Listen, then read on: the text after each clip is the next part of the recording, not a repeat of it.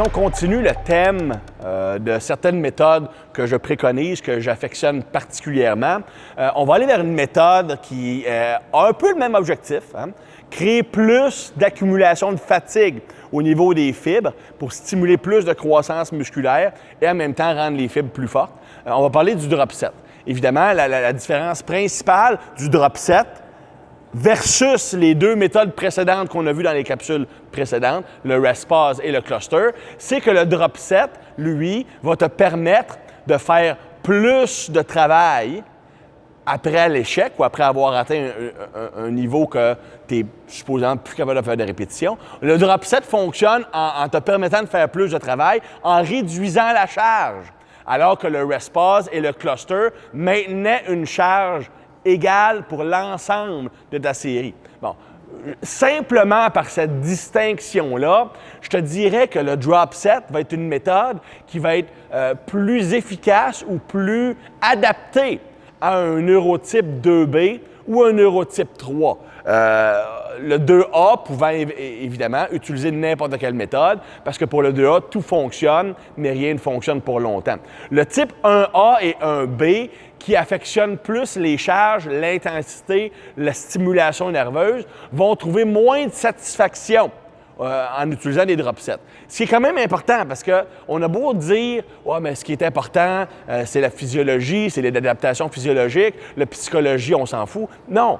Parce que si tu es motivé par ton type d'entraînement, si les méthodes que tu sélectionnes vont avec ce que ton cerveau aime faire, tu vas être plus motivé, tu vas t'entraîner plus fort, tu vas avoir des meilleurs résultats. Et ça, c'est juste une partie de l'équation. Je pourrais vous donner un cours de 3 heures sur pourquoi l'entraînement selon ton neurotype est important, mais ça va un petit peu à l'extérieur de l'objectif de cette capsule-ci. Donc, mais pour l'instant, rappelez-vous que oui, les drop sets peuvent être utilisés par les 1A et les 1B, mais on va les adapter pour avoir une composante nerveuse beaucoup plus importante, alors que vers les 2A, les 2B et les 3, on va aller plus vers un drop set traditionnel. Donc, les drop sets, les variables avec lesquelles on peut jouer, bien, on va avoir évidemment le nombre de répétitions initiales, un petit peu comme on rest pause. Combien de répétitions je vais cibler dans la première partie de ma série jusqu'à l'échec, où on utilise les mêmes règles. Hein? Avec un mouvement comme un squat ou un soulevé de terre, on ne va pas jusqu'à l'échec. On fait le maximum de répétitions solides possible. Mais pour les autres mouvements, tu vas aller à l'échec. Une fois que tu atteins cette période-là, bien, tu vas avoir une réduction de la charge et un léger repos beaucoup plus court que pour les autres méthodes parce que la réduction de charge va venir compenser. Bien, on va réduire la charge et on va continuer la série. Bon, étant donné que le drop set est beaucoup plus une méthode de fatigue musculaire. Au lieu de viser un nombre X de répétitions totales, comme pour le rest pause, on va simplement vous donner un nombre de drops qu'on fait. Combien de fois est-ce que je vais réduire la charge dans une série, puisque à chacune des réductions, la série suivante, je vais à l'échec ou presque à l'échec. Donc, ce n'est pas tant atteindre un nombre X de répétitions, c'est vraiment plus atteindre une fatigue musculaire maximale. Okay. Donc, si on va vers le type 1A et un type 1B, on va aller vers des drop sets neurologiques. Donc, des drop sets où on va quand même cibler beaucoup plus la composante neurale que musculaire. Donc, les charges vont être beaucoup plus importantes, les répétitions beaucoup plus basses. Ça respecte la nature neurologique de l'individu. Donc, si on va vers notre 1A, notre 1A, celui qui aime l'intensité, qui aime la grosse force lente, bien, on va commencer avec une répétition initiale de 2 à 4. Okay? Un petit peu comme mon rest pause. Donc, une charge relativement lourde qui va me faire atteindre soit l'échec ou l'échec technique entre 2 et 4 répétitions, idéalement vers le 4. Et ce qu'ils vont faire, c'est qu'ils vont avoir un seul drop. Donc, une seule réduction de charge pour faire quelques répétitions additionnelles. Le 1A, ce qui les caractérise, c'est que cette réduction de charge-là va être très légère, très minime. On va seulement enlever 10 à 15 % de la charge. On pourrait aller jusqu'à 20 si on parle d'un gros mouvement. Mais tu sais, un 10, 15, 20 % maximum de réduction pour peut-être faire un 2, 3 répétitions additionnelles. On veut rester dans la même zone neurologique. Donc, si je commence avec une charge d'environ 92 bien, je vais quand même rester du 82 Donc, c'est une zone neurologique quand même. C'est quand je descends en bas du 80 que l'implication nerveuse va être un petit peu réduite. Donc, on veut une réduction légère pour quand même avoir le feeling, la sensation du lourd. Une seule réduction de charge, un seul drop par série. Donc, une série va être composée de 2 micro-séries avec un repos d'environ 10 secondes après ta réduction de charge. Donc, le 1A, je te dirais que le 1A et le 1B sont les deux seuls neurotypes qui vont vraiment avoir un temps de repos X après la réduction de charge, alors que les trois autres neurotypes vont essayer d'enchaîner la deuxième microsérie immédiatement après la réduction de charge. La raison étant que le 1A et le 1B vont être dans une zone neurale plus importante, donc on va avoir un petit peu plus de temps pour réduire la fatigue neurale pour pouvoir continuer à soulever les charges importantes. Donc, ça va être le 1A. Point de vue volume, on va encore aller vers du 2 séries de travail. Évidemment, étant donné qu'on fait 2 séries, on peut faire 1 ou 2 séries traditionnelles avant nos 2 séries, 1 ou 2 séries en drop set. Faites attention, hein? Quand je vous dis 2, c'est toujours mieux de commencer à 1. Faites 2 séries normales, 1 série de drop set pour voir comment votre corps réagit. Une des erreurs principales que les individus font, surtout les individus naturels, c'est de faire trop de volume d'entraînement. On est tellement passionné, hein? On veut tellement que notre corps change qu'on est prêt à en faire plus et plus et plus. Et souvent, on va surcharger notre système. Ce qui est encore plus vrai pour les 1A et les 1B qui n'ont pas une grosse tolérance au volume. Ils peuvent crasher facilement. Bon. Si on passe vers notre 1B, notre 1B, ça va être particulier la façon qu'on fait les drop sets. Parce que ça va être un drop set qu'on appelle un drop set neurologique mixte. Okay? Drop set neurologique mixte, on va combiner du lourd avec de l'explosif. Ça va être un petit peu la façon qu'on va fonctionner.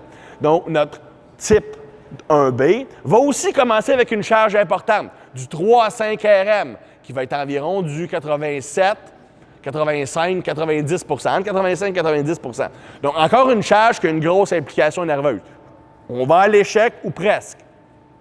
À ce point-là, il va réduire la charge de façon significative, un 30 à 40 Faites attention. Ça ne veut pas dire que je vais descendre je passe de 80 à 30 C'est que je vais réduire la charge. Donc, un exemple, si j'ai fait 5 répétitions initiales avec 100 livres, avec 100 kilos, bien, je vais réduire la charge de 30 kilos. Donc, je vais aller à 70 kilos pour la deuxième partie de la série. Donc, une réduction de 30 jusqu'à 40 Mais la particularité est la suivante. Ta deuxième partie de l'exercice, le 1B va la faire en tentant d'être le plus violemment explosif possible. Je ne parle pas d'essayer d'accélérer, je parle d'essayer d'être violent avec la charge. Cette tentative d'être agressif avec la charge est ce qui va activer le relâchement de dopamine et aussi qui va permettre de maximiser les réflexes d'étirement. Et le 1B va arrêter sa série une fois qu'il n'est plus capable d'accélérer une charge. Donc, même s'il y a une réduction de vitesse, c'est correct. Mais s'il atteint un point où on arrête la série. Donc, ce n'est pas le but d'atteindre le point de rupture pour la deuxième micro-série. La première micro-série, on peut l'atteindre. La deuxième micro-série, on veut atteindre le point où on n'est plus capable d'accélérer la charge. Ensuite, on arrête. L'objectif étant d'avoir cette combinaison de lourd et d'explosifs dans la série. De là, la plus grande réduction de charge. On va aussi permettre un repos de 5 à 10 secondes entre les deux sections du drop set et on a seulement un drop par série. Tout comme le 1A, on va aller vers 1 ou 2 séries de drop set dans lesquelles on peut ajouter 1 ou 2 séries traditionnelles avant. Notre 2A, c'est un peu comme ce que je vous disais, peut utiliser la technique soit du 1B, soit la technique du 2B, tout dépendant s'il est en force ou s'il est en masse musculaire. Donc, on va aller immédiatement vers le 2B. Le 2B, beaucoup plus musculaire. Donc, lui, ce qu'il veut, c'est avoir la congestion musculaire maximum, l'accumulation d'acide lactique, avoir la perception de son muscle qui est en feu. Donc, évidemment, on va aller vers un volume plus élevé. Autant pour la série initiale, où on va viser le point de rupture entre 6 et 8 répétitions, avec un tempo un peu plus lent. 6 à 8 répétitions. Et lui, on va lui donner 2 drops, 2 diminutions de charge. OK? Des diminutions de charge d'environ 25 à chaque fois. OK? Toujours dans l'optique d'atteindre le point de rupture avec la nouvelle charge. Donc, il pourrait faire 8 répétitions, réduit de 25, et capable d'en faire 4 de plus, réduit de 25, et capable d'en faire 3 de plus. Donc, j'accumule une grande fatigue musculaire, beaucoup d'acide lactique, grande perception du muscle. OK? Donc, le 2B est celui qui tolère le mieux l'acide lactique et ça lui donne la satisfaction d'avoir ce feeling du muscle engorgé. Donc, plus de drops, 3 drops, plus de répétitions initiales, aucun temps de repos après le drop et 3 à 4 séries drop 7. Évidemment, on enlèverait le nombre, on réduirait ou on enlèverait complètement le nombre de séries traditionnelles avant les drop 7. Si on va vers notre type 3, bien, on va aller avec, encore une fois, une approche qui va être plus haute en volume, mais où on va avoir une plus grande réduction des charges parce qu'on ne veut pas que la personne ait la sensation qu'elle perde le contrôle de ses mouvements.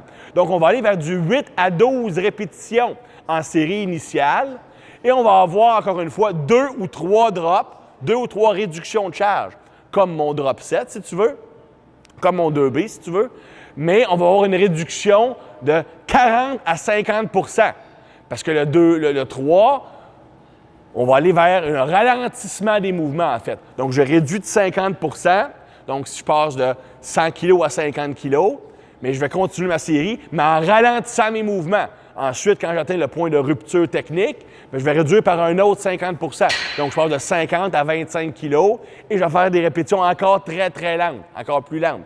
Donc, c'est pour augmenter l'emphase technique du mouvement. Donc, chaque neurotype a vraiment sa demande particulière. Le 1A, le 1B, le 1A a besoin d'intensité de lourd. Le 1B de lourd et d'explosif. Le 2A, tout fonctionne. Le 2B a besoin de fatigue musculaire et d'acide lactique. Le 3 a besoin de se sentir en contrôle et d'améliorer l'efficacité technique du mouvement. Donc, voici les applications de certaines des méthodes. Si on fait un résumé un petit peu des 3 méthodes qu'on a vues dans les capsules précédentes, cluster, rest pause, drop set. Le cluster est typiquement une méthode 1A et 1B. C'est vraiment ces neurotypes-là qui vont le mieux répondre au cluster. Je vous ai donné une façon de les adapter aux autres neurotypes pour que ça soit bénéfique pour eux aussi. Ceci étant dit, ça ne sera jamais leur méthode favorite. Ça ne sera jamais les méthodes qui vont donner les meilleurs résultats. C'est vraiment les méthodes qui sont optimales pour les types 1.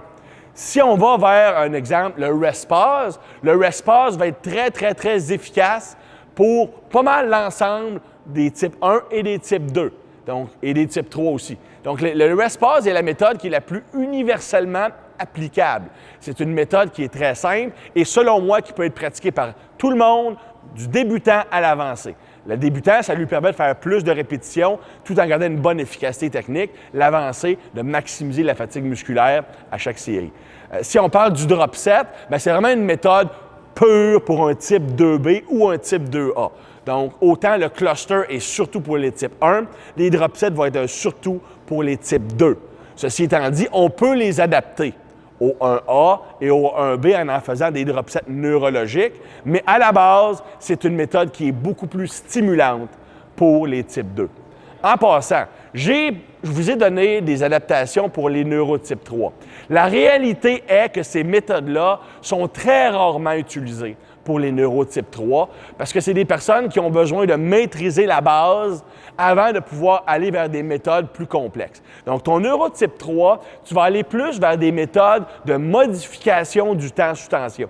Donc, tu vas, au lieu d'aller chercher des clusters, des rest pauses, des drop sets, ce qui est beaucoup plus efficace pour un neurotype 3, ça va être de faire, un exemple, des tempos plus lents, réduire la vitesse en excentrique ou même en concentrique, ou encore inclure des pauses durant l'exécution du mouvement. Donc, faire une pause à mi-course de 3 secondes à chaque répétition, durant l'excentrique ou le concentrique.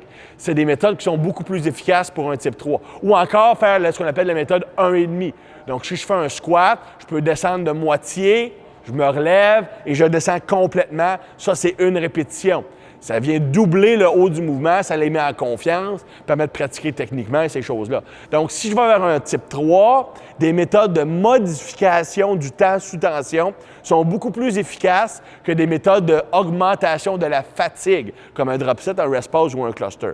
Ceci étant dit, je vous ai quand même donné des façons de l'adapter, parce qu'avec un athlète de type 3 de niveau avancé, on peut utiliser ces méthodes-là. Mais pour un athlète de type 3 qui est plus débutant ou intermédiaire, on va préconiser la variation du tempo ou l'inclusion de pauses durant la course du mouvement.